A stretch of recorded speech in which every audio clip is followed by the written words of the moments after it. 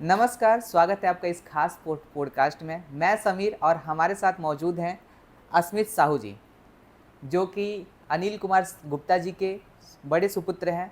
जो कि अनिल कुमार गुप्ता जी आप जान रहे होंगे, एलेक्स एग्रो इंडस्ट्री के ओनर हैं, फाउंडर हैं। तो अभी इनसे हम कुछ खास चर्चा करने वाले हैं। आज का दिन इनके लिए बहुत खास है क्योंकि इस इंडिया में, अपनी कंट्री में लास्ट डे है और ये हायर एजुकेशन के लिए इंडिया से बाहर ऑस्ट्रेलिया जा रहे हैं। तो पहले इनसे जानते हैं इनके बारे में। नमस्कार, मेरा नाम अस्मित साहू है। मैंने अपनी पढ़ाई विकास भारती स्कूल गोरखपुर से की है और क्लास 6 में मैं चला गया था वहाँ पे। 7 साल मैंने रेजिडेंशियल बोर्डिंग स्कूल में पढ़ा है और अब मैं हायर स्टडीज़ के लिए मैं जा रहा हूँ Australia. Bachelor of business with major international business करना है। और जैसे कि मेरी कहानी जो है अभी पॉडकास्ट में आगे पता चलेगी ज़रूर। बाकी मेरा इंट्रो यही है, बाकी आप जो समीर जी पूछें। जी, अभी हम लोग खास मुलाकात के लिए आए थे अस्मित जी से मिलने, क्योंकि इनका लास्ट डे है आज इंडिया में। तो बात ही बात पे चाय पीते पीते हम लोगों को इनका एक जर्नी जैसे इन्होंने बताया, आज की चर्चा हुई कि कैसे कैसे इन्हें क्या क्या फेस किया। क्योंकि पैसा होने से आप बाहर जाके हायर एजुकेशन प्राप्त नहीं कर सकते हैं, ना पढ़ाई कर सकते हैं।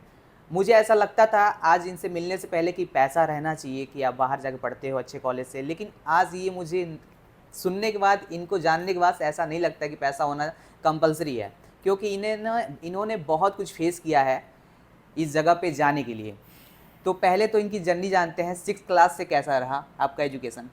सबसे पहले यहाँ मैंने सेंट जेवियर्स में कंप्लीट किया जो मऊ पकड़ रोड पे है। जी। और वहाँ मैंने नर्सरी से लेके क्लास 5 तक पढ़ाई की। उसके बाद मैं गोरखपुर चला गया था विकास भारती में क्लास 6 में ही 6th जब। क्लास से आप विकास हाँ भारती में पढ़ाई किए। जी। जी। जहाँ पे मैं उस टाइम 11 साल का था जी। और विकास भारती गया, बहुत कुछ नया सीखा समझा। फिर लगा कि नहीं नहीं हो पाएगा, लेकिन फिर भी देखते देखते 7 साल बीत गया और मैंने 12th कंप्लीट किया वहाँ से। मैंने वहाँ पे अपनी एक पोर्टफोलियो बनाया, आइडेंटिटी बनाई, पहचान बनाई, लोगों के बीच में सम्मान कमाया। उसके बाद फिर जब 12th का मेरा हुआ। जैसा कि एक क्वेश्चन मैं आपको बीच में रोक रहा हूँ। हम्म। आपके पिताजी हैं, पूज्य पिताजी हैं, वो फार्मर और एग्रीकल्चर फील्ड में शुरू से हैं। हम्म। तो आपका क्या स्टार्टिंग से क्या ऐसा कुछ आपका था कि आपको क्या करना है फ्यूचर में, आगे क्या एक गोल था, क्या ऐसा कुछ सेटअप किया था आपने स्कूल लाइफ में? जैसे कि बचपन से ही मेरा यही था कि पापा यही बताए कि बड़े होके क्या करना है तुम्हें। जी। तो मेरा क्लियर था। तो बोर्डिंग जाने का मतलब यही था कि डिसिप्लिन आए, कंसिस्टेंसी हो, समझ हो, खुद काम को करो, जी। देखो लोगों को, लोगों का एनवायरनमेंट देखो। तो इसीलिए विकास भारती भेजा गया मुझे, ताकि मैं इस एनवायरनमेंट को छोड़ के बाहर जाके सीखूं। और वही आज है कि इस एनवायरनमेंट को छोड़ के मैं कुछ और सीखने जा रहा हूँ। बस पापा जी। की ही देन है, कितना मेहनत, इतना कुछ पैसा लगा, सब कुछ हुआ। और सबसे बड़ी बात यह है कि मेहनत सबने किया है। जी। और चाहे मेरा परिवार हो, चाहे मैंने हो, चाहे मेरे स्कूल के टीचर्स हों, पेरेंट्स हों, सब लोगों ने जी। बहुत मेहनत किया है, तो मैं आज यहाँ पहुँचा हूँ। और आप। पेरेंट्स मेरे बचपन से ही यही सिखाया कि जो भी करना है, जो बताए वो करो। तो मैंने बस वही किया, तो इसी वजह से आज इस पोजीशन पे हूँ कि जा पा रहा हूँ, इतने कैपेबल हूँ कि सब कुछ आता है बोलने, पब्लिक स्पीकिंग आती है, लोगों को समझने आता है, बात करने का तरीका आता है। जी। और बचपन से बस पापा को देखा हूँ कि रात में सोया तो सुबह दिखते नहीं थे, क्योंकि वो जाते थे फील्ड में काम करने। तो क्योंकि सबसे बड़ी बात यह है कि किसानों के बीच में जब तक कोई आदमी घुसेगा नहीं, बिजनेसमैन जो है वो कब तक आगे बढ़ नहीं सकता है, क्योंकि किसानों से ही हमारी है सारी इनकम, सब कुछ है। जी। तो किसानों को जब तक कोई समझे ना, उनकी मुसीबतों को ना समझे, उनको जी। फिनेंस कराने की दिक्कत, तो वो सारी चीज़ों को समझा हमने, तो आज नाम है पापा का सबका। जितने भी पापा बिज़नेस करते हैं पूरे पूर्वांचल में नाम है, चाहे वो ग्लोबली हो, चाहे वो नेशनल लेवल पे हो। जी बस यही चीज़ थी इसमें। जैसा आपने अपने पिताजी को देखा कि इस पूरे समाज में कृषि को लेके इतना उन्होंने बड़ा काम किया, एक अपना एक नया पहचान बनाया, अपना अलग पहचान बनाया। तो क्या आपका शुरू से ये गोल था कि मुझे बिज़नेस में ही रह जाना है, बिज़नेस करना है आगे पिताजी के साथ, या कुछ अलग ऐसा कुछ थिंकिंग आया था आपका? नहीं, जैसे बचपन से ही बस यही था ना कि बिज़नेस है, जी। पैसा है। जी। अब पैसा है तो रिस्क भी है। हाँ। इसलिए बस ये है, रिस्क लेना तो सीखा है, खून में ही है। हाँ, रिस्क। तो बस ये है कि बिज़नेस करना है, कभी किसी के अंडर में काम नहीं करना है। पर ये है कि काम करेंगे भी किसी के अंडर में तो बस एक्सपीरियंस के लिए, वो भी 2 साल 3 साल तक कुछ सीखें। अब डायरेक्ट राजगद्दी मिल जाए किसी को तो वो तो डुबा ही देगा। दुबई दे। तो ये है कि पहले कुछ सीखो, जी। फिर आगे इसको इम्प्लीमेंट करो। और इसीलिए मैं जा रहा हूँ, फिर वापस आके जॉइन तो करना ही करना है। पर जी। यह है कि मैन्युफैक्चरिंग यूनिट को भी हम अपना ग्लोबली एक्सपैंड करें जी। और इंपोर्ट एक्सपोर्ट को भी ध्यान दें, क्योंकि हम चाहते हैं कि हम बस कुछ करोड़ों में ना रहें बिल्कुल, और आगे जितनी बड़ी बड़ी कंपनियां हैं वहाँ पे भी जाके अपने प्रोडक्ट को लॉन्च करें। जो एक्सपो होता है, चाहे चाइना में हो, इटली में हो, जर्मनी में हो, इंग्लैंड में हो, कहीं भी हो, हमें हर जगह पे जाके अपने प्रोडक्ट को लॉन्च करना है, लोगों को बताना है कि हमारे भी प्रोडक्ट जो हैं बेहतर है, उस बेसिस पे सब कुछ जी बेहतर हो। और इसीलिए हमने इतना ये सब स्ट्रगल किया है, पापा ने किया है, बस यही चीज़। ओके। तो आपने 12th तक तो पढ़ाई फाइनल किया, अच्छा खासा आपने रिजल्ट दिया अपने पिताजी को और डिसिप्लिन को फॉलो किया, जैसे आपने बताया कि आपके पिताजी भी उसी को लेके आपको भी आगे लेकर गए और यहाँ तक आ पाए। और आप हायर एजुकेशन के लिए जा रहे हैं, बिजनेस स्टडी करनी है, इंटरनेशनल बिजनेस स्टडी। तो आपने जब बताया कि इसमें भी बहुत सारी कठिनाई आई, तो उस फेज़ को आप शुरू से बता सकते हैं, बताइए। जैसे कि मैं आ गया था 18 मार्च को विकास भारती से, क्योंकि अब बोर्ड्स तो ख़त्म हो गया था, पर मेरा एक एग्ज़ाम बाकी था 23 मार्च को। तो इकोनॉमिक्स का था, जो कि मेरा मेन सब्जेक्ट था, और उसमें मतलब कि पूरे स्कूल में मैं टॉप करता था इकोनॉमिक्स में, ये चीज़ थी। और मेरा बोर्ड्स में इकोनॉमिक्स में 75% आया था। जी स्कूल भी शौक है और हम भी शौक हैं, क्योंकि ये बात था ना मेरा कि 25 को मेरा पड़ गया था आइल्स का, तो उसी के चक्कर में ये नुकसान हो गया कि मेरा इकोनॉमिक्स का रिज़ल्ट भी ख़राब हुआ। और बस ये है कि वहाँ गया, पर आज मैं यहाँ बैठा हूँ इतना मेहनत के बाद, तो वही चीज़ है कि हाँ, भले कम नंबर आया पर उस मुकाम पे पहुँचा। पहला पेपर मैंने दिया था 25 मार्च को आइल्स का, लखनऊ जाके। पापा मैं सब लोग गए थे, पापा 3 घंटे मेरे सीढ़ी पे ही बैठे थे गर्मी में, भले मैं एसी में बैठ के एग्ज़ाम दे रहा था, वो भी एक चीज़ है। हाँ। और ये दूसरी बार हुआ, फिर 15 अप्रैल को भी मैंने टेस्ट दिया, उसमें मैंने नहीं निकला। और जो 25 मार्च का था और 15 अप्रैल का, दोनों में मेरा 6 बैंड आया था, जो कि नहीं वैलिड था, 6.5 बेसिक ही था। फिर मैंने सोचा कि 1 स्किल रीटेक देते हैं, तो उसमें मैंने रीडिंग में मेरा कम आता था। जी और क्योंकि वो सब कॉलेज की थी सारी स्क्रिप्ट्स, तो मैं पढ़ा नहीं था कभी, और विकास भारती या मतलब किसी भी स्कूल में ऐसा नहीं पढ़ाया जाता उस लेवल का पढ़ाई। तो मैंने फिर रीटेक दिया 27 अप्रैल को, और 29 को मेरा रिज़ल्ट डिक्लेयर हुआ, और उसमें मैं 7.5 आया था आइल्स में। तो पूरी फैमिली बहुत खुश थी, क्योंकि वो पहला स्टेप था, उसके बिना ऑस्ट्रेलिया भूल ही जाओ। मतलब हमने एक तह पे ये भी सोच लिया था कि हम ऑस्ट्रेलिया नहीं जाएंगे, न्यूजीलैंड जाएंगे या बाकी किसी और कंट्री देखेंगे। फिर अगले जब रिज़ल्ट आया तो ये हुआ कि नहीं, अब तो वहीं जाना है। उसके बाद फिर हमने अपना सारा प्रोसीजर फाइल किया। 30 अप्रैल को मेरा आया 12th का रिज़ल्ट आया, मैंने 88% उसमें भी स्कोर किया था। और उसमें उतनी खुशी नहीं हुई जितना आइल्स में हुई थी, क्योंकि बहुत स्ट्रगल उसमें किया था मैंने। रात रात भर मैं पढ़ा, और मतलब कि कब 12 बज जाए कब 4 बज जाए कुछ पता रहता नहीं था। तो बस ये था कि पढ़ो पढ़ो, करो कुछ तो करो। जब सोता था तो ये होता था कि अब सो गया, टाइम वेस्ट हो जाएगा, तो नींद नहीं आती थी, ये भी एक बात थी।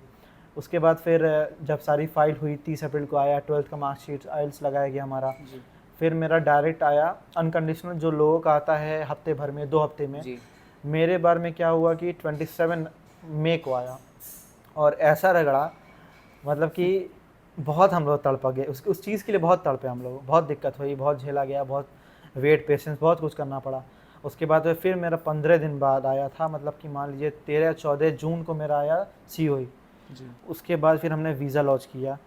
तो वीज़ा लॉन्च करने के बाद ये कहिए कि सब कुछ तो भले डिस्टर्ब हुआ था, पर वीज़ा मेरा आ गया था 12 दिन में, तो वो भी बहुत अच्छा लगा।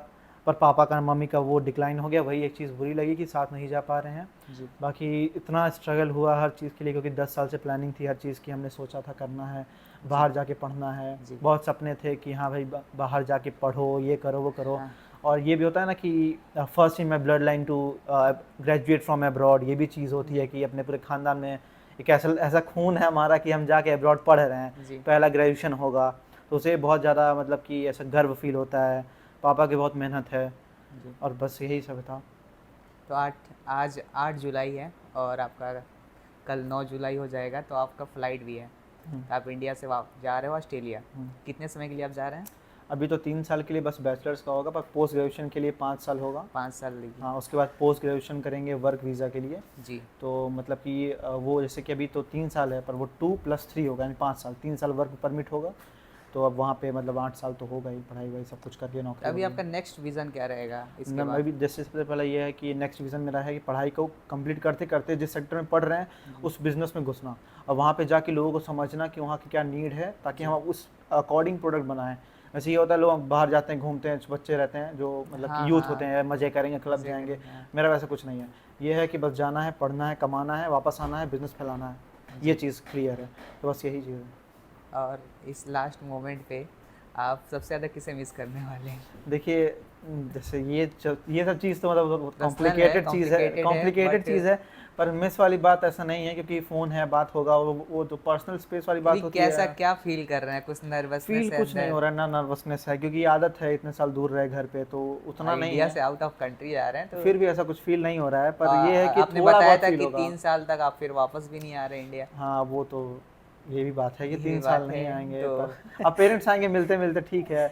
अब थोड़ा बहुत तो खलना है, ये बात है। हाँ, पर अब मैनेज करना पड़ेगा, कुछ कुर्बानियाँ करनी पड़ेंगी, आगे बढ़ना है तो। ऐसा कोई फ्रेंड्स आपके रहे हैं जिन्हें? मेरा देखिए सबसे बड़ी बात है कि जो इंसान ना बस विज़न पे रहता है ना, उसके कई ज़्यादा दोस्त नहीं होते हैं, ज़्यादा दोस्त नहीं होते हैं, कम कुछ ही होते हैं। कम कुछ होते होते हैं, हैं, कुछ अच्छे खास होते होते हैं। हैं कि अभी क्या उनसे? बहुत हैं, बट वो सब बहुत ज़्यादा अच्छे हैं, मानते हैं, पर ऐसा नहीं है कि मतलब किसी से दुश्मनी, सबसे अच्छा बना है मेरा। पर ये है कि बस मतलब भर का है कि हाँ, ठीक है, हाँ, अच्छा है बस, ये तो नहीं है। क्योंकि सबका क्लियर रहता है ना, ये करना, वो करना। जो लोग हमसे इंस्पायर होते हैं, वो लोग मेरे दोस्त हैं। बाकी जो है भाई, लाइफ में मज़ा करना है, मज़े करना हाँ, तो है, वो मज़ा दोस्ती करना करते है, रह जाएँगे। करते रह जाएँगे। हाँ, आपका पैसा फूकते रह जाएगा। बचपन से ये विज़न क्लियर था कि क्या करना है, सब हाँ, गोल सेट सब करके आपने बचपन से रखा क्लियर हुआ था, था, क्योंकि डिसिप्लिन को सब मेंटेन कुछ, किया क्योंकि कुछ आपने। सोचा ही नहीं उसके अलावा, मौका ही नहीं मिला ना इसके कि कुछ पीछे सोचें। कारण ये है कि आपने पिताजी को देखा, वो स्ट्रगल हाँ, करते हुए, उस फेज़ बचपन को से आपने बस यही फ़ील देखा किया। है कि ये होना चाहिए, वही होना चाहिए, वो बस। आता कैसे वो भी आपने हाँ, देखा, तरीका। और और प्रॉपर सबसे डिसिप्लिन में भी आप रहे हैं। सबसे बड़ी बात ये है कि जब तक जीवन में कंसिस्टेंसी नहीं होगी ना, और कंसिस्टेंसी, डिसिप्लिन नहीं होगा, कोई हार्ड वर्क तो रिक्शा वाला भी करता है, लेकिन कमा नहीं पाता है। हाँ, तो हार्ड वर्क करो, पर स्मार्ट वर्क भी करो, स्मार्ट वर्क, क्योंकि अगर प्रॉपर आगे बढ़ना माइंडसेट। है तो आपको सबसे बड़ी बात है कि ये सब चीज़ चाहिए कि भाई डेडिकेशन हो, कंसिस्टेंसी हो, डिसिप्लिन हो, मोटिवेशन भी होना चाहिए। और सबसे मेन बात ये है कि जब तक इंसान घर नहीं छोड़ेगा ना, तब तक कभी आगे नहीं बढ़ पाएगा, कभी नहीं। बिल्कुल सही है। क्योंकि घर में मोह माया में लपटे रह जाएगा, जी। और बाकी देश दुनिया लोग जानते हैं कितना डिस्ट्रैक्शन है, वही चीज़ है बस।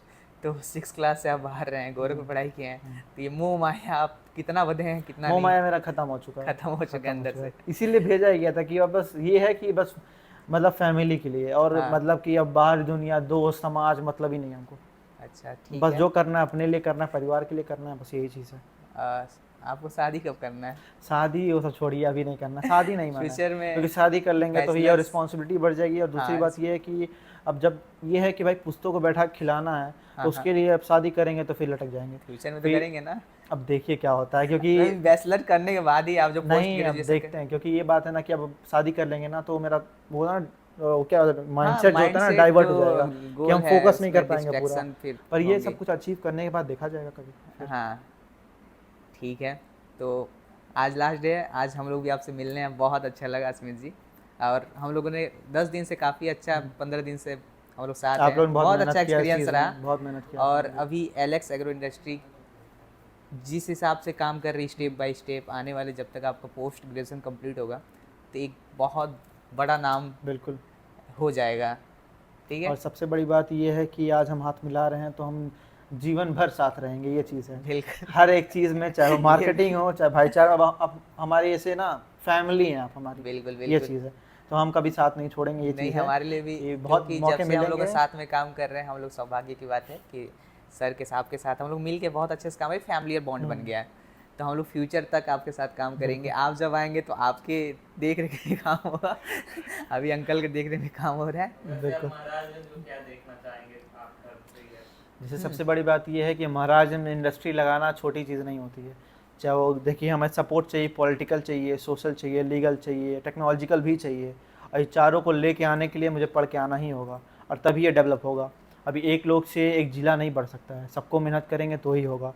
और सब पे डिपेंड करता है कि एक लोग रह के, जैसे कि एक रोड पे जो इंसान है ना, उसका भी बहुत बड़ा कर्तव्य बनता है कि अपने ज़िले का नाम रोशन करना। भाई तरीके से रहो, कोई आए देखे कहीं साफ़ सुथरा है, अच्छा ज़िला है, मेंटेन्ड है, लोग जी, अच्छे हैं, व्यवहार है।